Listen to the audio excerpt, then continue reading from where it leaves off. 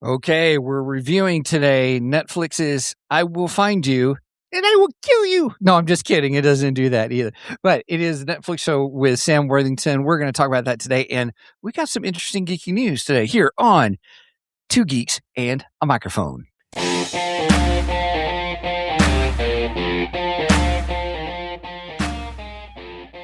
Welcome to the Two Geeks and a Microphone podcast, your one-stop shop for television, movie, video games, comic books, book reviews, and more. Now, without further ado, here's Steven and Mike.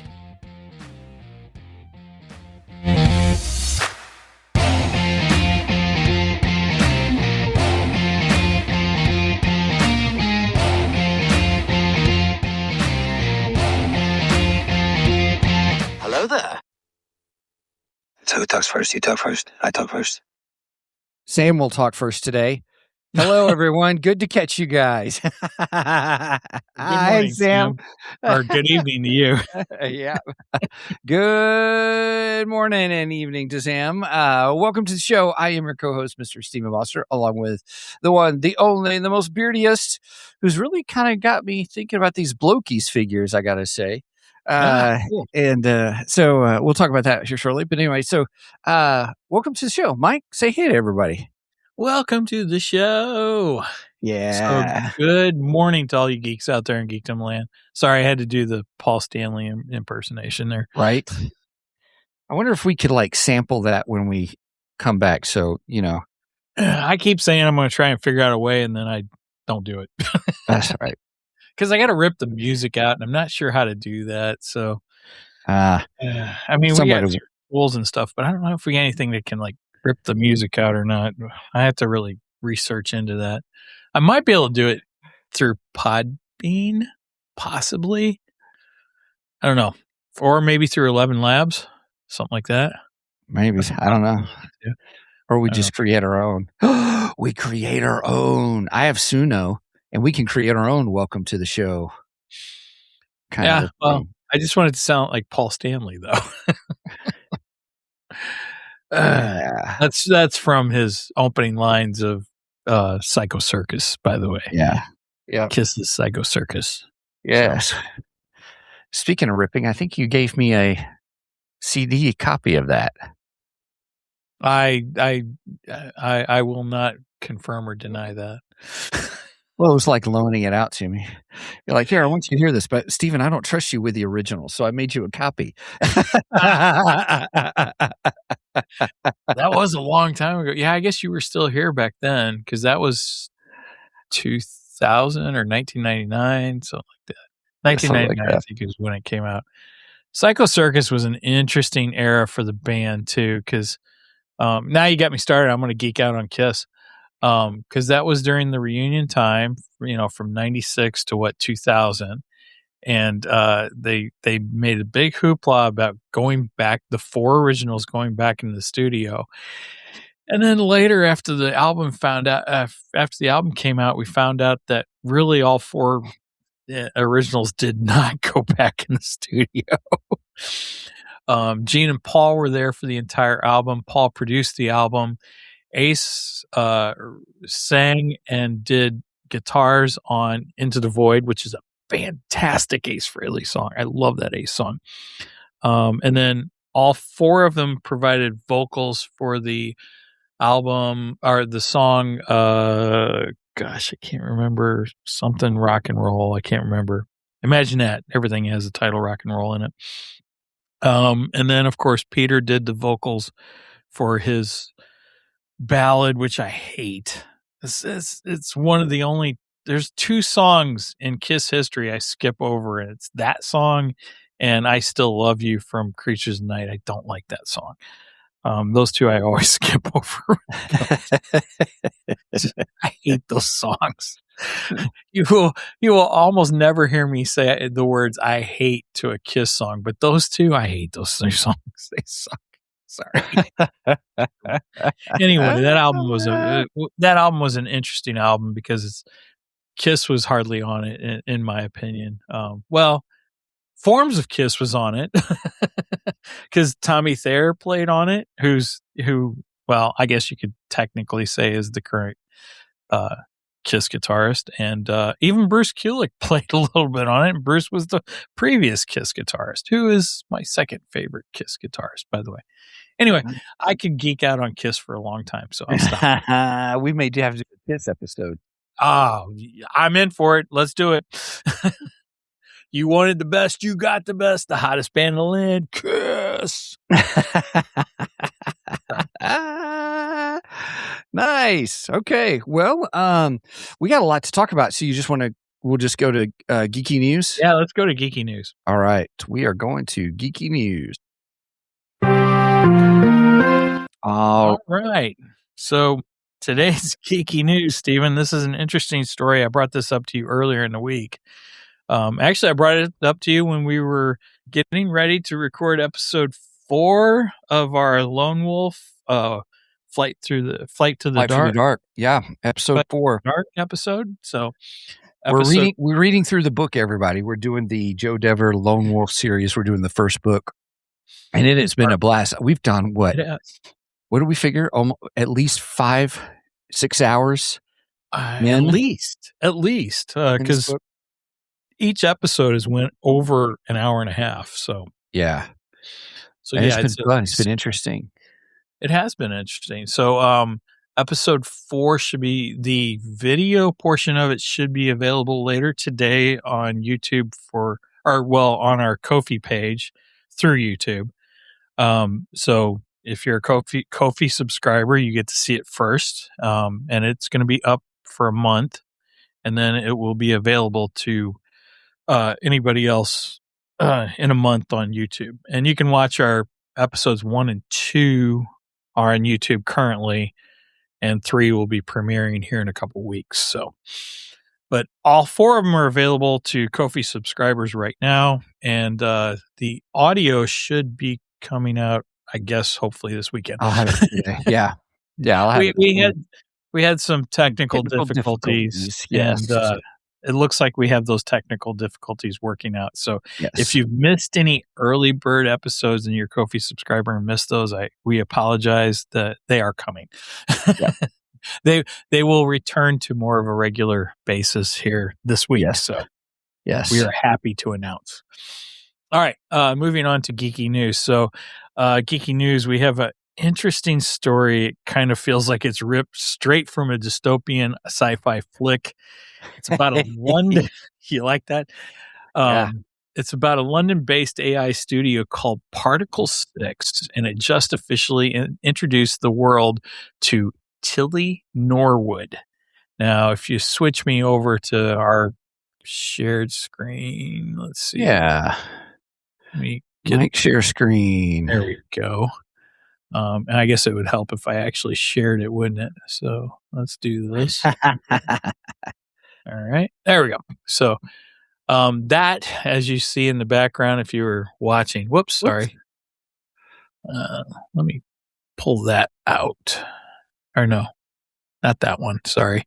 Let me pull that one out and then go back to Tilly. There we go. All right. Sorry, I didn't have everything ready. All right.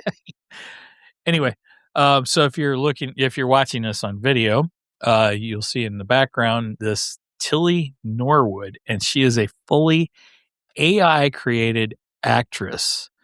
And apparently she's all the rage right now. And when I say all the rage, it means everybody's up in arms at the moment.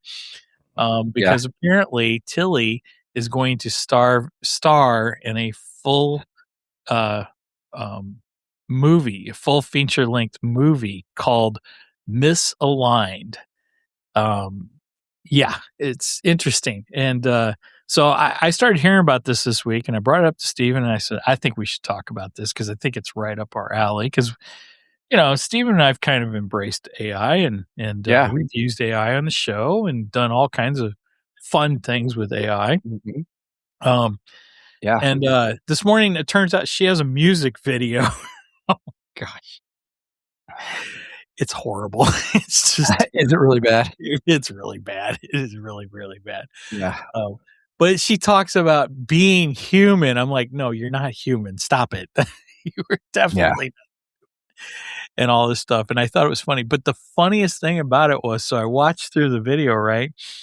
and YouTube does their little thing where they have their suggested coming up next video and all. When it finishes, here's what some suggestions. Yeah. So what the next video was "Video Killed the Radio Star" by Budgie.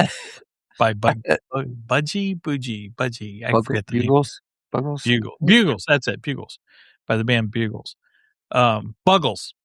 I'll get it right eventually. Which was the very first music video showed on MTV.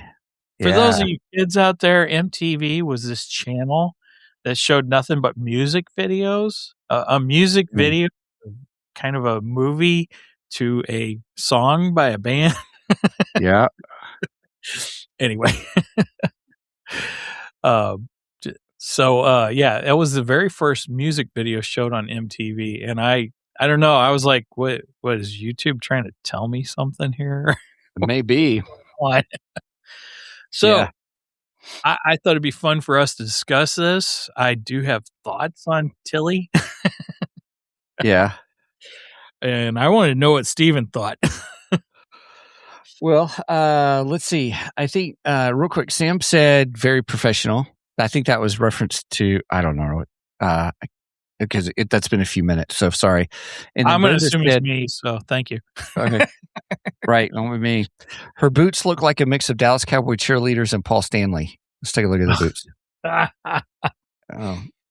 boots. Nice. Very nice. So I think, with AI is a new tool. A lot of people think, it's going to take our jobs and stuff like that.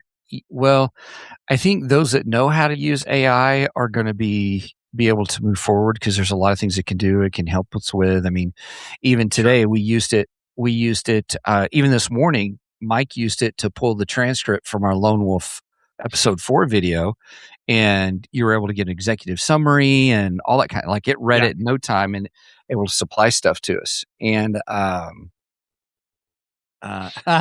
Sam says, "I'm totally not AI, I swear." That's good to know, Sam. Thank you. That's funny. We appreciate it. But that's exactly what AI would tell us too. How do we know?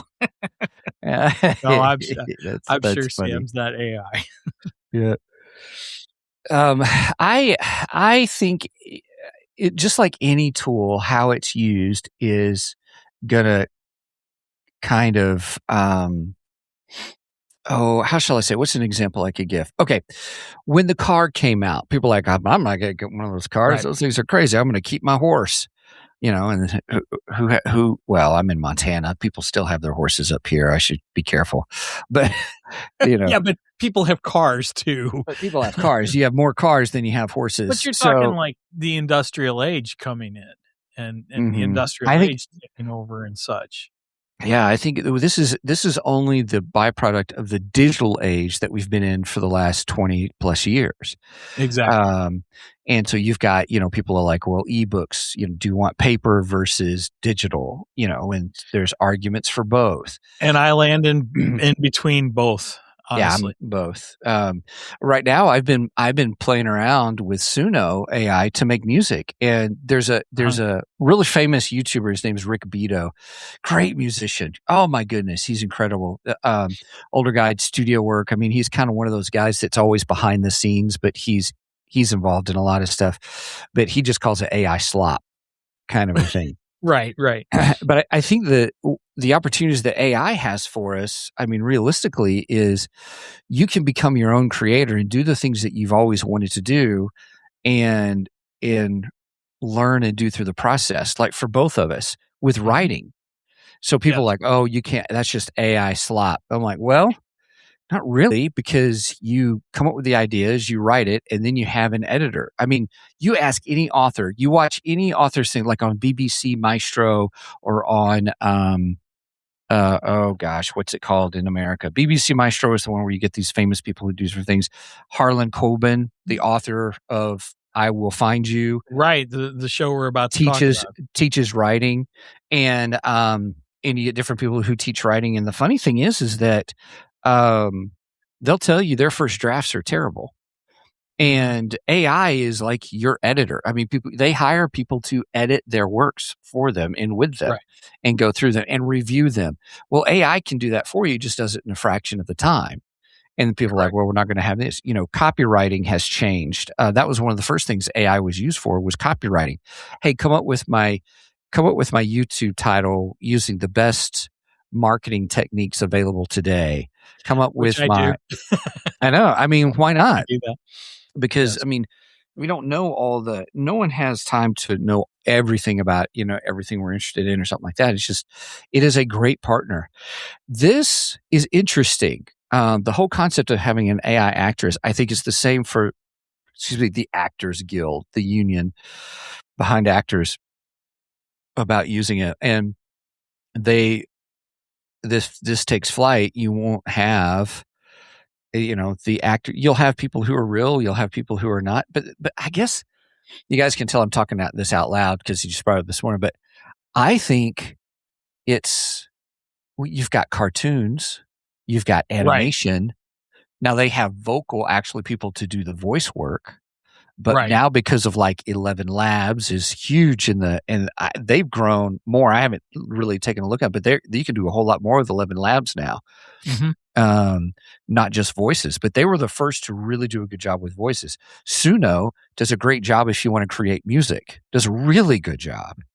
But the question is, does that replace? Is that reason to replace the human creating music and movies and television, so on and so forth? Yeah, that's where the real question comes in. Because my issue is not so much. I mean, I agree with you. This is, in a way, this is no different than an animation. In fact, I just said that to Brenda. What's the difference between this and, I don't know, Cinderella? Mm-hmm. Just to use an example, the original animated Cinderella, to use an example, or any animated film for that matter. Mm-hmm. But the problem I have is not so much that they're creating a film totally digital like this, AI like this. My problem is you actually have an ad agency signing this particular thing, this AI, as an actress. She's not an actress. She's not a human. Yeah. She shouldn't be treated as a human. That's the issue I have. Mm-hmm. See, interesting. AI is a tool, okay? Yeah. No different than an axe is a tool, okay? Yeah. An axe can be used for a tool. It can be used to chop things down. It can be used for many things. It's an excellent tool, especially as a camper. But an axe can also be used as a murder weapon. Right. We know this, okay? So Jason Voorhees, here he comes. That's right. So is the axe evil? No, the tool is not evil. The evil is how you use it.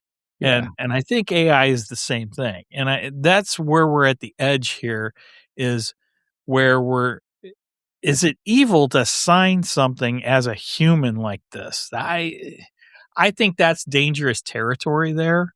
Do you yeah, okay, so you're doing a really cool distinction of, we're not hiring a special effects company to do the special effects for us. Right. We're hiring an AI individual to do it. Or are you really hiring the special effects company to put that actress into your work? I mean, in reality, they're hiring the special effects company, but what they're saying is that she's being signed by an agency. And I think that's wrong. You can't. Yeah, that seems weird. Right. I don't have an issue so much with using AI to enhance, an actor's look, so on and so forth. Just like, a lot of people were up in arms about Grand Moff Tarkin in Rogue One. Okay. Mm-hmm. And they're like, oh, it didn't look right. It's creepy, blah, blah, blah. Okay. You got some points, but go back and look at Revenge of the Sith and watch when Grand Moff Tarkin walks on scene with Darth Vader and the Emperor, and we get that they look like they pulled that actor straight from the grave, and he just looked like a dead man walking onto the screen. It was horrible. It was the worst makeup job I've ever seen in my life. I don't even know how that made it in there. It was so bad. So you know what? I'll take the AI generated Grand Moff Tarkin over the top of that thing any day. Yeah. You know, in fact, they can go and replace that, you know, what we saw in Revenge of the Sith with the one we saw in Rogue One. But you're also looking at, you still had an actor who was there. The actor did the performance, the actor did the lines, so on and so forth. You just had an AI generation over the top of the actor. This, we're not talking about this at all. There is no actor involved in this, no actress involved in this. She is 100% AI created. And again, is it different than an animation? I mean, because that's what animation is too. Yeah. So, but I think the distinction is when you start trying to call this a person, because it's not a person. That's where I think the danger is at. Interesting. Yes, it's different from animation. Okay, go ahead. Megan, say that again. That wasn't loud. Yeah. Go ahead. I said, yes, it's different from animation. Animation, there's animators putting those characters to life. Right. That hard work being put in by real people. You still have people working behind the scenes in this too. Yeah. It's Not actually the no same different. way. How is it not the same way? You're still using digital tools to create it. I'm talking about people using their skills There's still to draw and animate. There's still skill involved in this. It's not. No, there's not.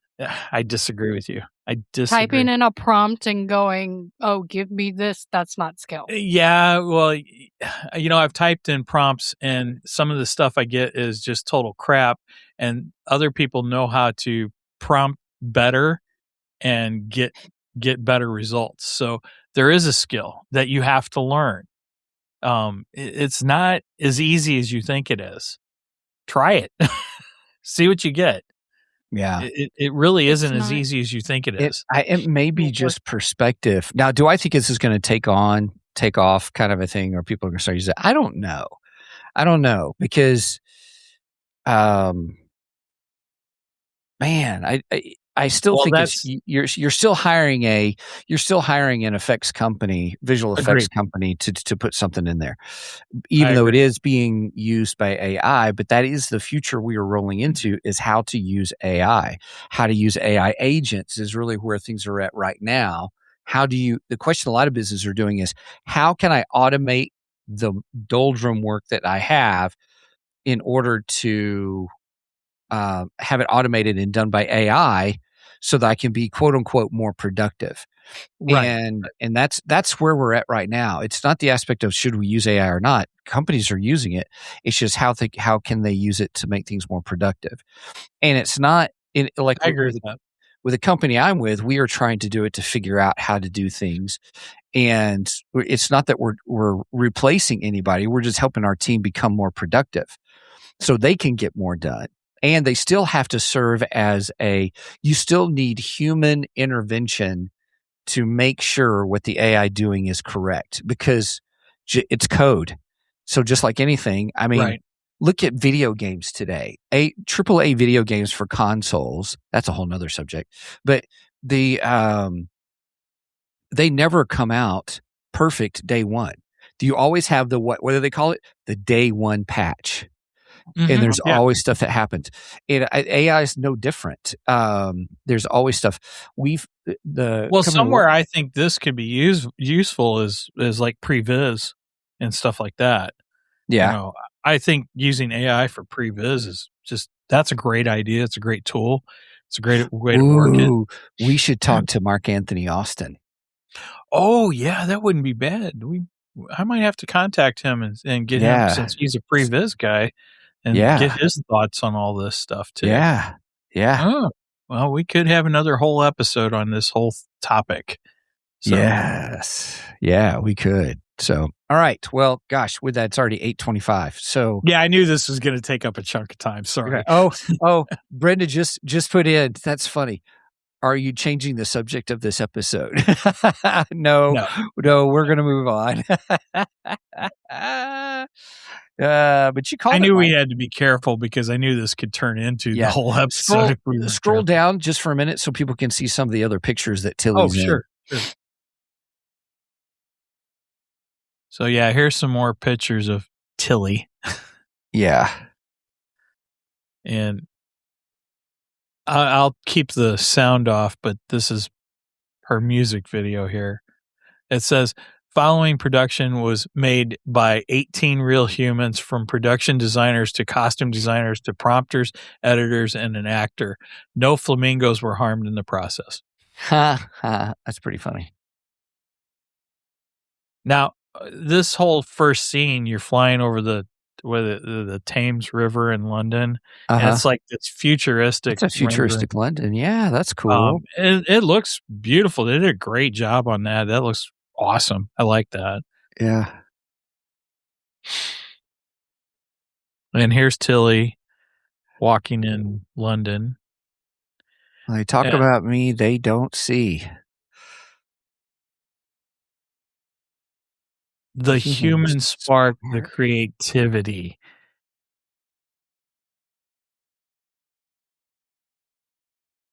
Behind the code, behind the light. I'm just a tool, but I've got life.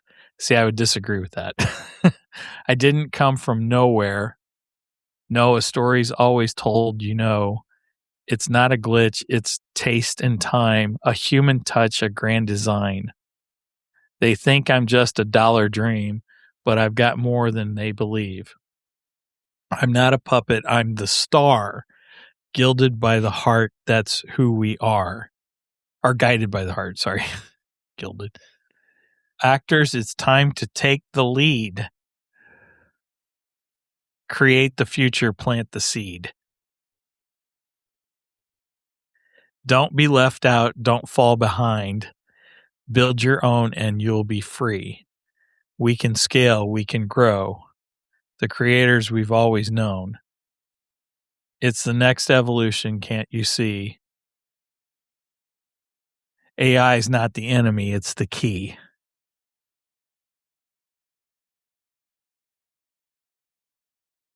She's dancing around. In this world, we're told to fight, to be seen, to take the light. But I can still shine on my own and still feel the heartbeat. It's known. It's not a trick. It's just the start. A chance to own what we impart. From performance to creation's crown, we can be both up and down. They say it's not real, that it's fake. I am still human. Make no mistake. My soul's in every move I take. That's the part I wanted to get to. Okay. She's not human. She doesn't have a soul. Sorry. That's crazy. That goes back to Philip K. Dick's book, Do Androids Dream Electric Sleep? Yes, it sure does. Yeah. Which is the story that inspired Blade Runner. Yeah. Yeah. Yep.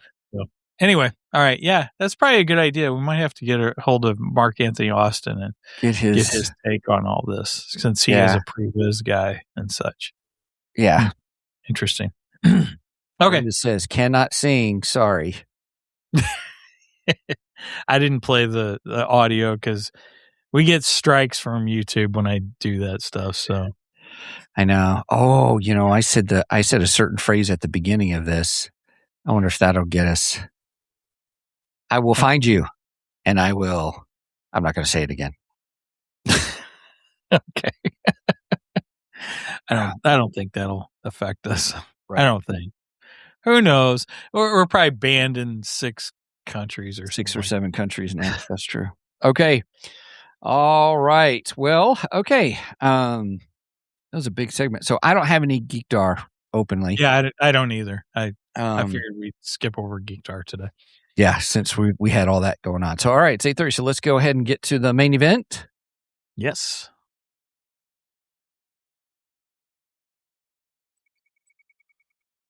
It's time for the main Even. All right, everybody. We are here talking about Netflix's new hot show, which is really doing well, I hear. I Will Find You, based upon Harlan Coben's book. Here, I wonder if I can bring up here BB. I'm going to bring up BB Maestro, and let me log in, and then I will share my screen here in a moment. Okay. I was trying to find my notes. I just found them. So Yeah. Okay. All right. So you're bringing up the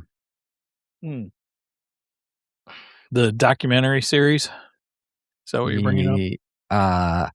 Yeah. So you can get a picture of him here. Verify. All right. Well, while you're doing that, so we're going to be breaking down Netflix massive global thriller, I Will Find You. It's let's see. Wait a minute. True. Yeah. Hold on. I'm trying to find. Sorry. Okay. It's Harlan. I guess that's how you say his name. Harlan Coben.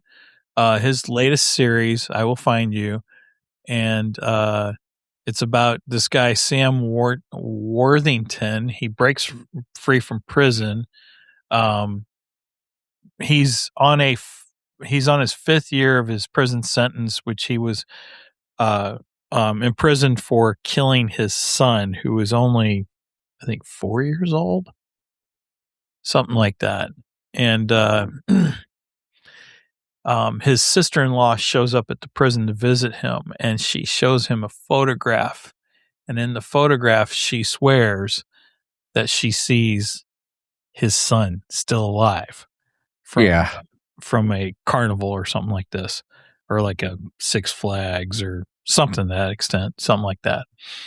And that's the whole premise around the film, since he believes his son is alive, and he breaks free from prison to try and find his son, hence the title, I Will Find You. Which is kind of funny because I always thought the title sounded very ominous. But that's not really what the film is, you know? That's because we're influenced by Taken. Sure. This is the skills. I will find you. And I will kill you. Oh, is that what you're talking about? Yeah. Yeah, that's what I was referencing. Yeah. Oh, you were referencing Ahmed. Well, that one too. I can't do his voice super high and stuff like that. So here, I will kill you. How's that? Yes. Ahmed. Yeah. And we're probably going to get strikes from YouTube now. We probably will. Oops, that's not the right one. I want this one. Here we go. So here's Harlan Coben. Well, that's Alan Moore. That's Alan Moore there. You tell I've been listening to their thing on storytelling and writing thrillers. Dude, I know I got a long beard and all, but Alan Moore looks like he's trying to be a wizard. Yeah. Okay, so this is Alan Corbin. Let me pause that so it doesn't start. Yeah. It's a good thing on BBC Maestro, which we're not affiliates with them, but that's okay. 4.5 hours, 23 lessons, 23 exercises. You get like a little guide to go with it and stuff as well. So he's a hoot. He's really interesting. Actually, I wonder if I could here, let me do this so everybody can kind of get a thing of who he is. I'm going to. So he's an author, and he's written several books, and they all are along the lines of this movie, or this TV series. I Will Find You. Yeah, I Will Find You is the first U.S. based story he's done. Everything else. Oh, is it? Yes, everything else has been in Europe, UK, and Europe. Brenda and I have watched 5 of the series so far. They're all one season, you know. And they're all about 8 episodes, I think. So we've been binging a lot of them. Uh-oh, I'm getting an echo. Then I know why. Yeah. Yeah, but I can't share the thing because that's me. Because I was sharing my screen, sharing the audio, and that's why it was looping. Sorry about that. I won't do that now. Go ahead. So we've been binging a lot of them. He has a particular formula he seems to follow. But I like it. a very interesting writer. Does some really interesting stories. There's always a crazy twist that you don't expect in it. Mhm. And this story was no different. I mean, I did not expect the killer to be who the killer turned out to be. I won't say just yet because we're not in spoilerific territory. Mhm. But overall, I really like his stories. They're interesting. They're a little different than most things we see on TV today. So Mhm. that's refreshing, I would say. Yeah. But yeah, I think this is a good series. What would we use for a scale for this? I don't even know what we'd use for a scale for this. Oh. Man, geez, this is hard to say. And it's been a couple weeks since I watched the episode so I can't think of anything. You know what? Let's use Ferris wheels since the background of the photo is a carnival.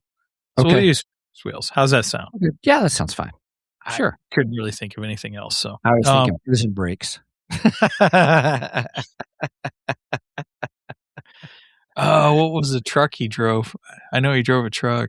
I don't remember what truck it was. Anyway, Yeah, that truck was quite prominent.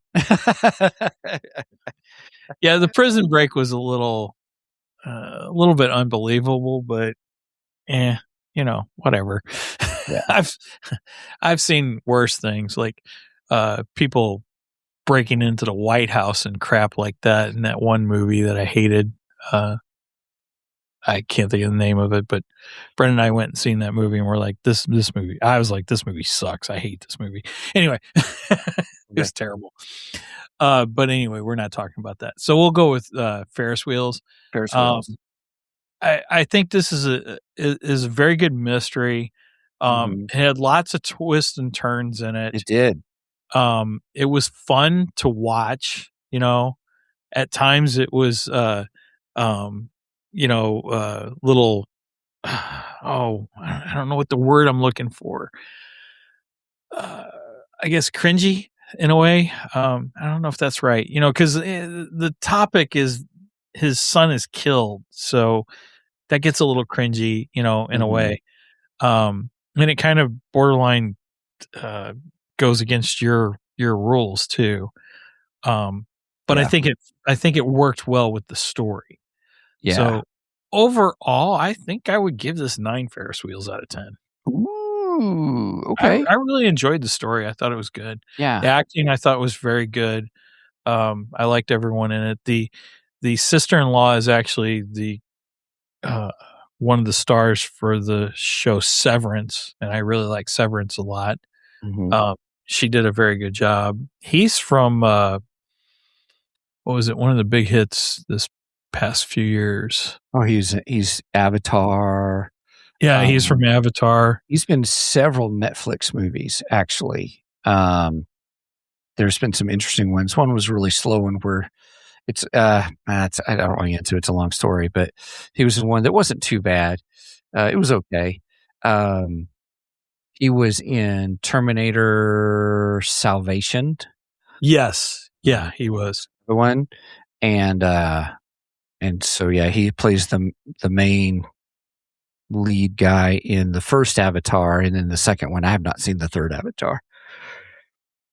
So, I've only watched the first Avatar. I didn't like Avatar, so. Yeah. Well, speaking of AI actors, sorry. Yeah. Sorry. I'm not going to bring that up. We knew what an AI actor was, too. That's true. No CGI. Brenda gives it 9 Ferris wheels. Oh, she and I are on the same wavelength there. Yeah, I really enjoyed it. I thought it was good. It's a good mystery thriller. Yeah, it is good. I enjoyed the twists and the turns. Because a lot of you couldn't see them coming, but when you look back, you're like, well, okay, I could see that, if that makes sense. Yeah, that was the thing. You look back on it and you're like, oh crap, how did I miss that? Yeah, it was, and I like that. I enjoyed that. I think it's fun. So yeah. Kelly and I ended up binging it. We watched the first episode, then we had to watch a second one. And then we lost some sleep over it, kind of a thing. Because we were like, we got to watch the next one. Because the way it ended each episode, you're like, well, I've got to find out, And That's kind of like where I was with 24 when 24 first came out. right, they did the same thing. Yeah, Well, yeah, and the funny thing was I started watching 24 before Brenda started. A lot of shows end up like that, but 24 came, and that was 2000 when 24 came out. So, yeah, or maybe actually around 2004, I guess, because I started school in 2004. I went to ITT in 2004. But yeah, I'd started watching it before just before I went back to school. And then when I went back to school, I was having a hard time seeing the episodes because things weren't like they are today where you could just stream them whenever you wanted, so on and so forth and everything. So, and back then, Brenda worked for Blockbuster. So did you. And she comes home one night and she's like, I got season 1 of 24. And I was like, oh, sweet. So, I mean, I think it was over Christmas break at that time. So I had some extra time and I just binged that. And I was like, oh my gosh. And there were times where, you guys would you get off work late from Blockbuster. yeah, And really late. And she'd come home and I'm still up. And she's like, what are you still doing up? I'm watching 24. I got to see what happens next. It's like, you're nuts. Go to bed, and stuff like that. So then season 2 the season 2 DVDs came out and she's like, all right, I got season 2. She says, I want to sit down and watch this with you. And I went, okay, let's do this. So we watched episode 1 of season 2. And as soon as episode 1 finished, I went, click. And she goes, what are you doing? I go, it's time for bed. And she goes, oh no, we got to find out what happens next. Like, now you know what I was going through with season 1. Well, this show is the exact same thing. Yeah. Just like it would end on a cliffhanger. Each episode would end on some kind of cliffhanger. Like, oh, I got to watch the next one to find out what happened.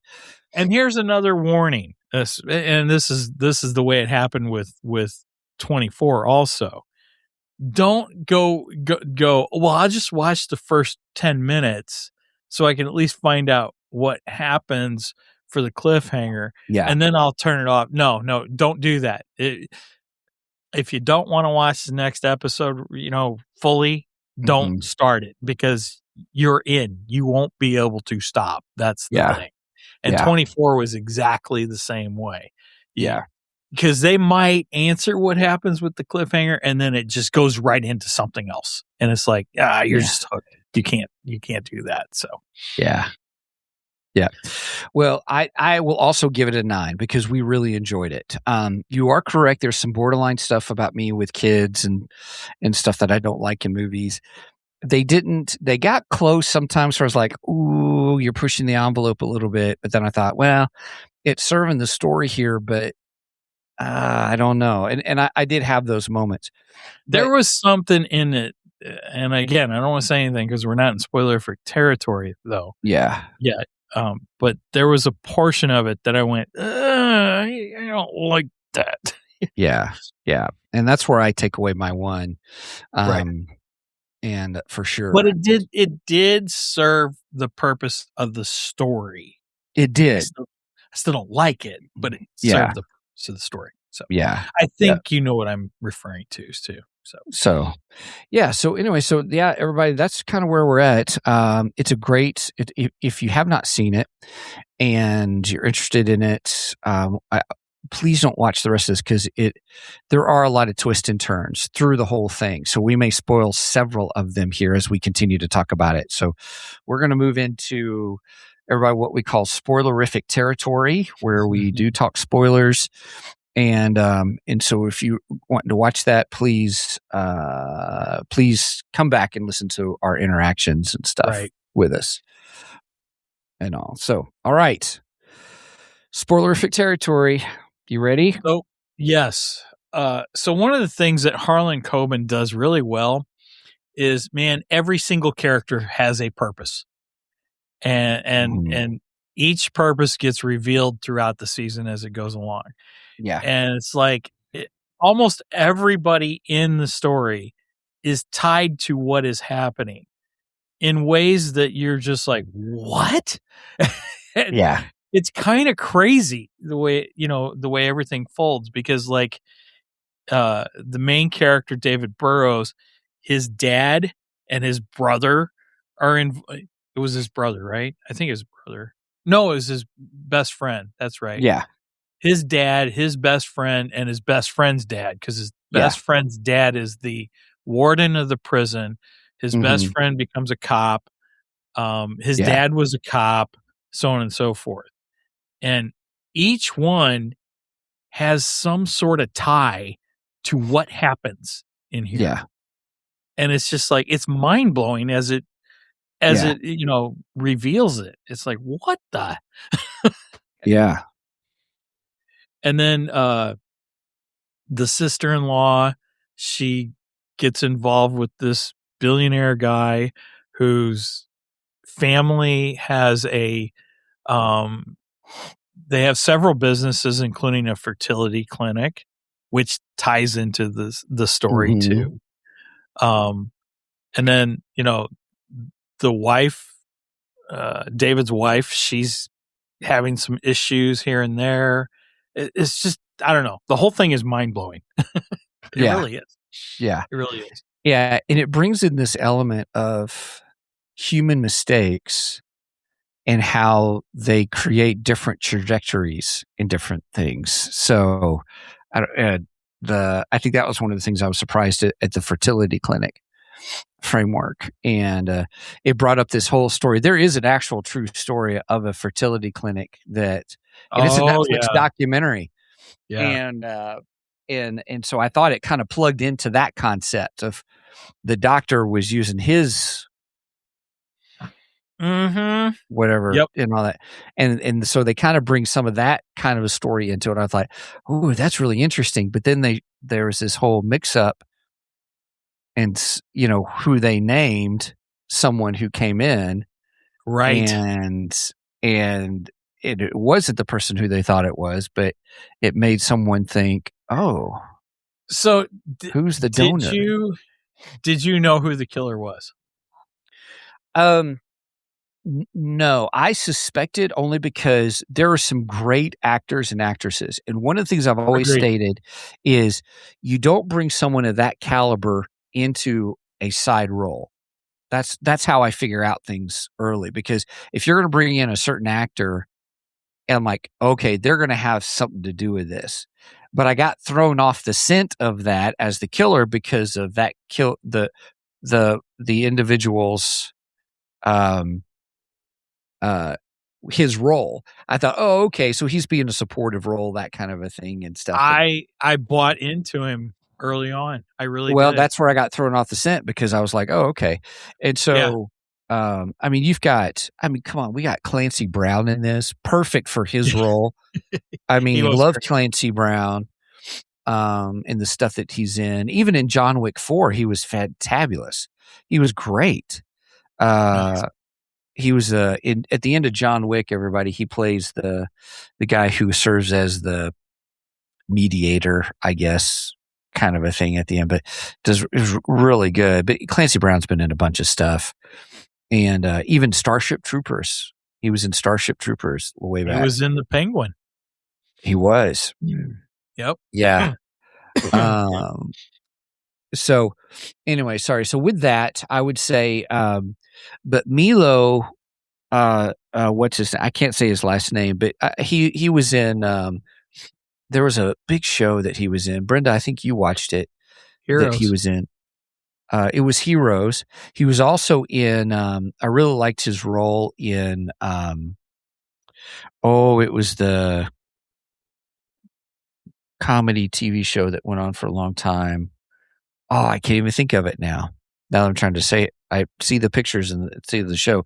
It's the mom, the young mom with the daughter. But he was in that, and he was really good. I always thought he was a Stallone lookalike, a younger Sylvester Stallone lookalike. Oh, okay. I always thought of him that way, and I think it's all because of how his mouth, when he talks, is similar I think you've to said that before. Sylvester Stallone. Gilmore Girls. There it goes. It comes back to me. He was in Gilmore Girls, one of his early roles.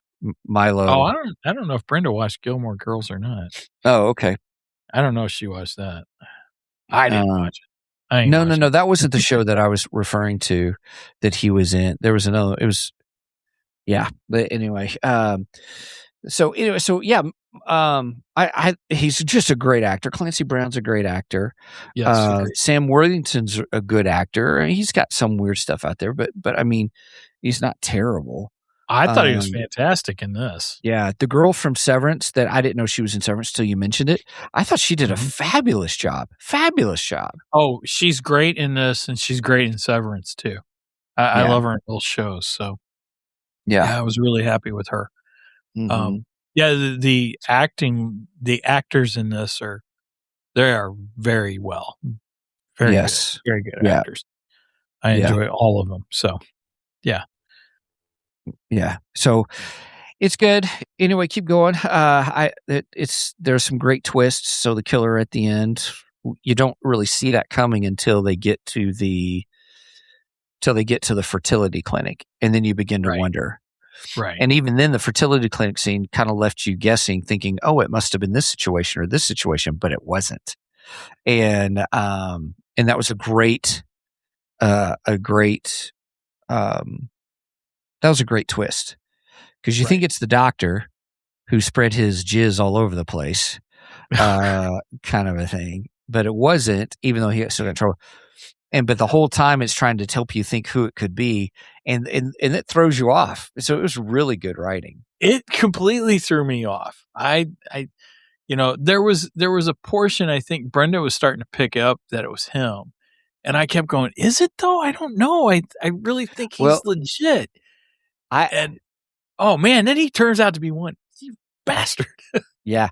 So the beginning picture, you see the watch of the person who's holding the hand of the son. And I was like, and I saw that and I went, oh, I may be right. I think I know who it is, kind of thing. But then you get thrown off. Right. And so I thought, well, okay, it's just a watch. There's no, kind of thing. Because in one episode, in that picture, it looks like it's on his right hand, but there was one scene where it was on his left hand or left arm. And I was like, really? Did I look at that right? And so it threw me off. So I thought, oh, maybe it wasn't him. So, well, and the it was crazy good. Thing is, so the kid gets killed. David is accused of murdering his own son, and then you find out that there's this kid in what country? I forget what country he's from. He was in Europe. Somewhere in Europe, I don't remember where, but there's a missing child, and somehow this story gets all the way to them, and they're looking at the pictures going, that's our missing kid. Mm-hmm.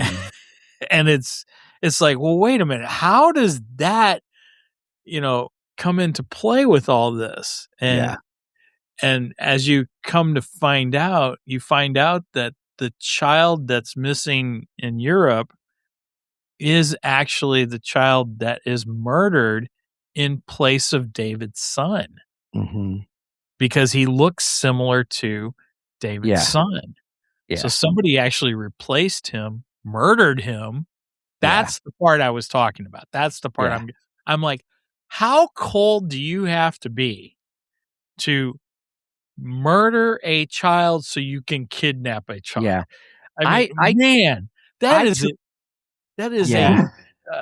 That's a level of evil I have a hard time imagining. Right. Oh, gosh. Yeah. Well, you saw in the process, part of it was he was going to die. The kid was going to die because he had this rare disease or something like that. Understandable, but that's no reason to brutally murder a child. No, I agree. Yeah. Even then I wondered, I don't want to go down that road. I had to create a shield in my head about, well, maybe he already died before they did something or whatever. You know what I mean? So Well, I mean, there is that possibility. Yeah, I had to go it's that still- route. But you're right. That's the edgy stuff that I'm like, you know. Yeah, that's the part where I said it got icky, and I was like, "Ugh, I don't know if I like this. Yeah. You know, that portion of it, I was. But again, it But then actually you find played- out that the orphanage that the kid was in was was owned by the same owned- family who owned owns the the fertility clinic. clinic. Yeah. Right. That's where you start putting things together when you Yeah. find You're that like, out. It's like, wait a oh minute. crap. Yeah. Right. Yeah. Yep. And Madeline Stowe being the matriarch of the rich family, she did a great job. Oh yeah, she was totally evil. Yeah. I hated her. Yeah. She did a fabulous job. She is definitely one of those characters you love to hate, and yeah, Yeah. she's perfect at it. Yeah. She did a great job. And Coben seems to have that in every one of his stories too. There's always that one character that you just love to hate in it. Yeah. At least that's been my experience so far in the ones we've watched. So how many other Harlan Coben Netflix series have you watched? Brenda will have to tell you in the comments to be exact. She's been keeping track of it. So They're starting to run together. Right. honestly. So because are they all like a similar formula? Yeah, they're all a very similar formula. Yeah. Um, Hey, if it the- works, keep using it. Oh yeah, I agree. I mean, they've been good. I'm not. Some of them are better than others. Some of Yeah. them I didn't. I'm not. I liked all of them, but there's some of them I like better than other ones. You know what I'm saying? Gotcha. Brenda says you watched 5. Okay. And Like yeah, I I'm said, curious as to the rank and stuff. That'll be a fun follow up on a Geekdar or something at some point. yeah, she's been making me rank each one as we go through. Nice. I'm like, I'm not on the show. Yeah. Yeah.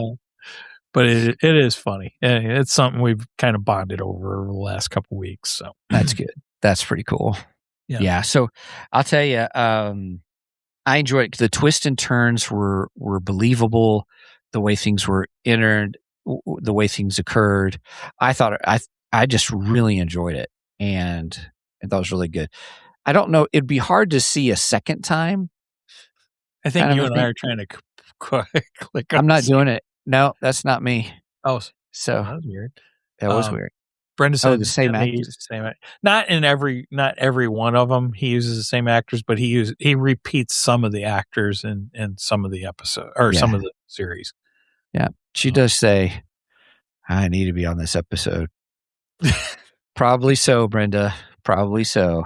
Well, she didn't say anything. She knew we were doing this episode. She could have said something. We'll bring you on anytime. So, well, I thought it was great. I thought it was good. Would I see it again? Probably not, because I already know. Well, Unless yeah, I watch it again to see, try to catch all the clues and all that. But other than that, I don't know if I'd watch it again. There's just so many other things to watch. Since you already know, I have a 'cause it's hard time mystery. watching. Yeah, I have a hard time watching once you know the answer to the mystery. Yeah, To me, it's kind of hard to watch it again. it's hard I mean, to go back. I Yeah. might watch it again if I'm watching it with somebody who hasn't seen it yet. That I might watch. That way I might watch it. Mhm. But just for me, just to sit down and watch it again, I don't think I can. So yeah, I don't think it's really worthy of a rewatch, but that's only because of what it is, Yeah. and that's just me. I just don't, again, somebody else who might really, really get into this type of stuff, they may do like you said and go back and watch it to try and pick up on clues that they might have missed before or something like that. Right. And I Yeah. guess I'm just not into it enough to go, oh yeah, I got to go back and pick up every single little clue. Yeah. And I don't think so, but I'll just go on the internet if I want every single clue Yeah. that I missed. But that's not to say that somebody else wouldn't do that. Somebody else Yeah. might really enjoy So- that. Agatha Christie had a character, and you've seen some Murder on the Orient Express. and your main investigator, his name is Poirot. And I watched those movies that Kenneth Branagh did, and he plays the main character, but he also helps direct and stuff. And they're actually not bad. They did change the ending of Murder of the Orient Express a little bit, and they did a really interesting job with it. And but it's the same story where you go back and you're like, if I already know the ending, do I want to watch it? And so that's where I think you're correct on the aspect. It's hard to go back and see a mystery if you've already watched it a second time, if you've already seen it the first time. And that's kind of the same thing with Netflix's phooey farts. Knives Out. Knives Out. I've only those watched movies. the first Knives Out. Yeah. I've watched the other two, and they're interesting. Not quite as good as this. I think this was better because of all the twists and Wait a turns. minute. It was It's much more better. Cheers, everybody. Nice. I think I'm out now. Okay. So, but here's an interesting thing. Speaking of AI, it just dawned on me. What? BBC Maestro took an actor, but recreated Agatha Christie teaching how to write based upon her notes and her books. So they created a character. Ooh. And but they used an actor still, but they used AI to help them pull the information and all their stuff, and then created a script. I think for her you're like Agatha Christie is teaching you how to do murder mysteries. That's kind of interesting. I've been wanting to watch it. I don't know. I think I could watch that. Well, Val Kilmer. Val Kilmer's about to come back to us in a movie. Oh, really? Yes. They are going to AI generate Val Kilmer, and they had his blessing before he died to do this. And his daughter has been doing interviews and stuff, and she's like, "No, Dad wanted this to happen.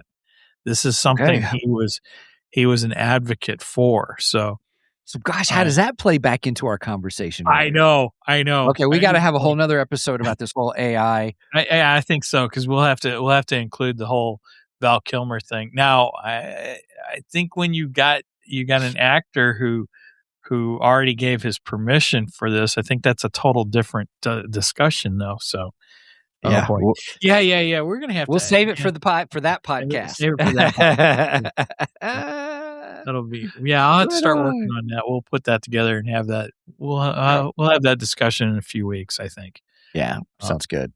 Anyway, because we got a couple other things coming up. In fact, next week we are doing Two Geeks Rippaverse Day. Yes. No real reason for Rippaverse Day, just because we wanted to do it. Well, we got it because I finally got all my books in that I ordered from some time ago. And so I'll take those with me. So I'm on vacation next week, everybody. I'm very excited because it's been a while. And but I'll still be here for the show. We'll be back for the show. And but I can take my Rippaverse books and kind of read through those to get ready. Well, and I'm excited to announce that Andrew Rodriguez is going to be joining us again.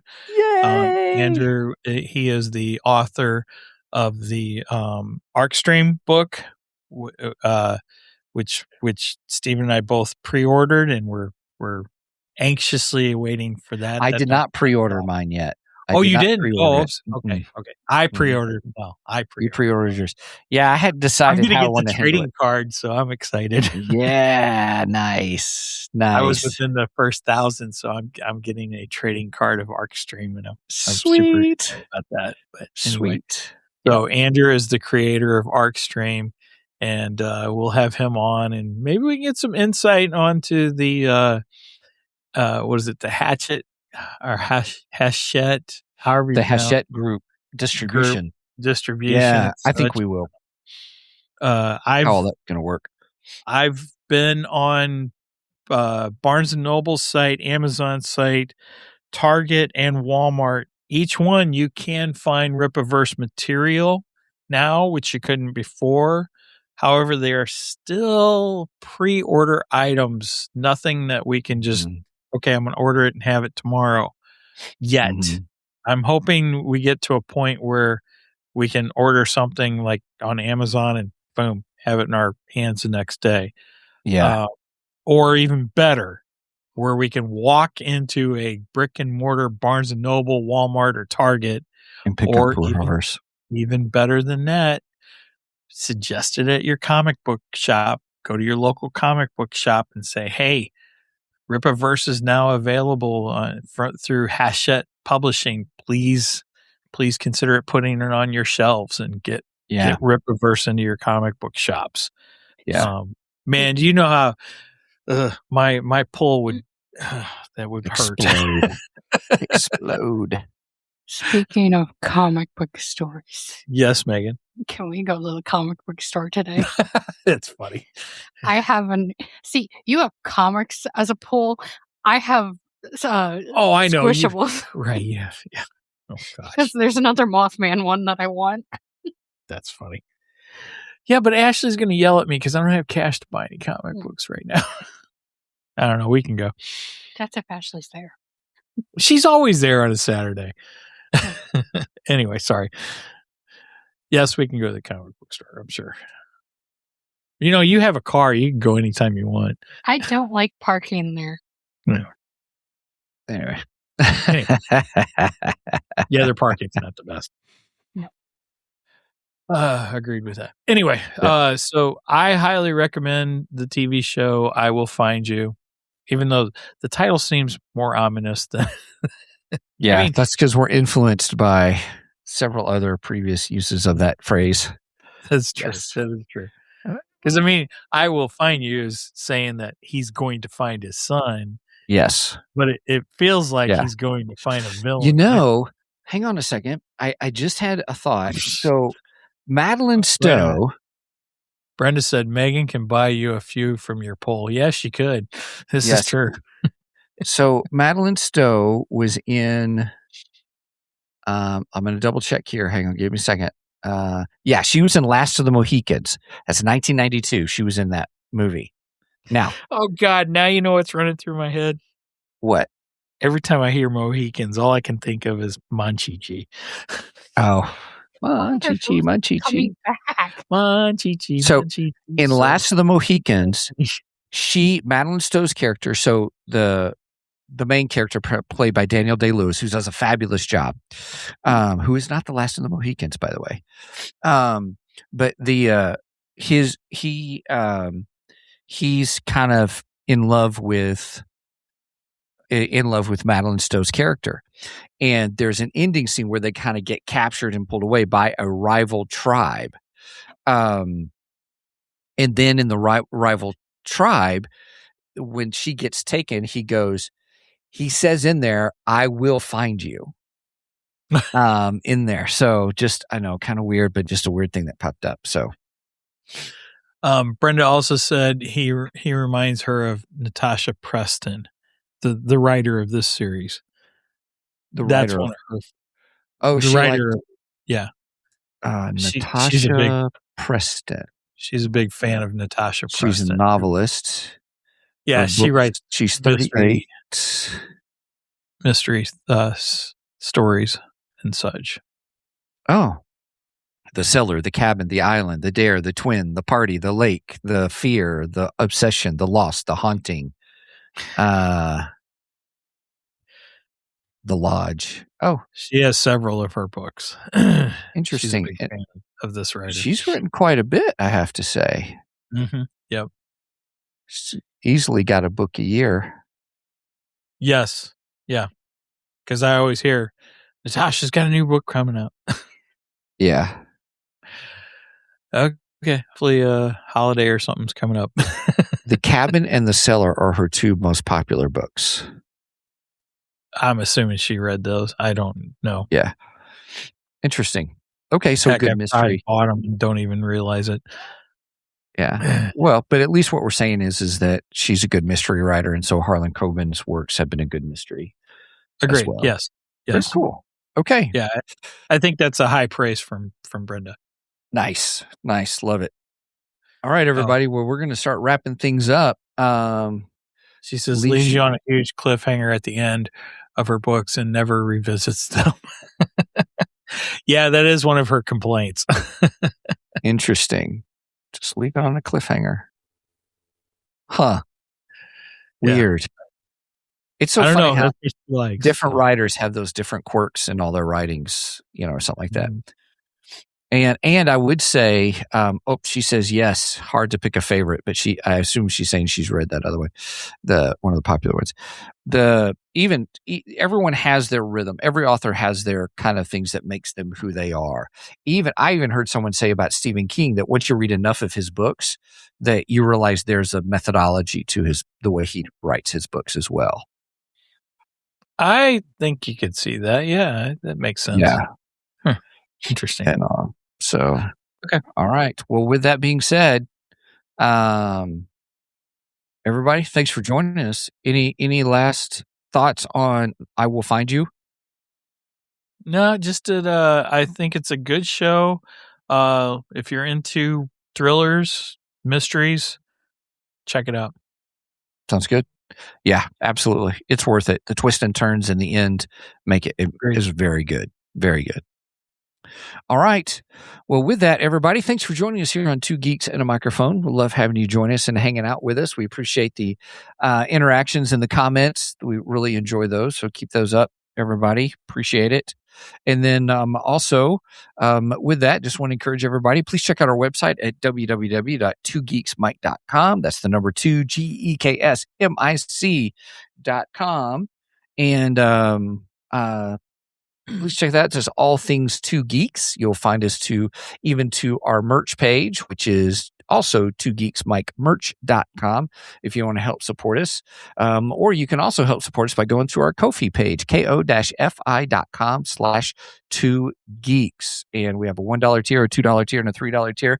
We keep it minimal, but we appreciate the support that people provide for us just to keep on doing this. And we're having a good time meeting people all over the world with it, which has been fantastic.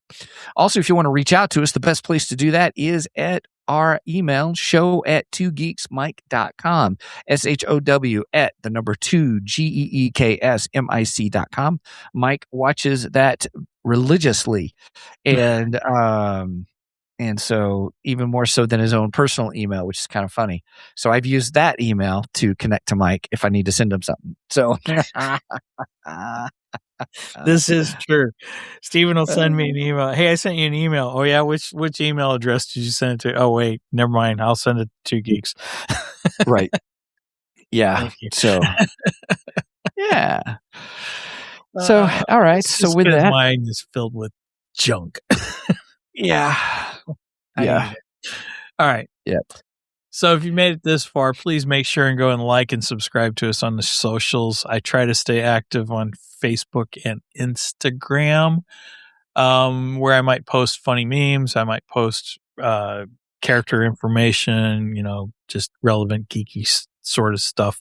Mm-hmm. But most of all, I'll post when we go live. And speaking of going live, we go live every Saturday morning at 9 a.m. Central Standard Time. You do the math on the rest because I don't like math. And we are live on Facebook, YouTube, Twitch, and Rumble. I get them all 4 right. Yeah, there we go. All right. Any last words, funny anecdotes, etc., etc.? Nope. All right. So with that said, please do not, Stephen, skip this episode because we are much more better than the rest. Cheers. Cheers.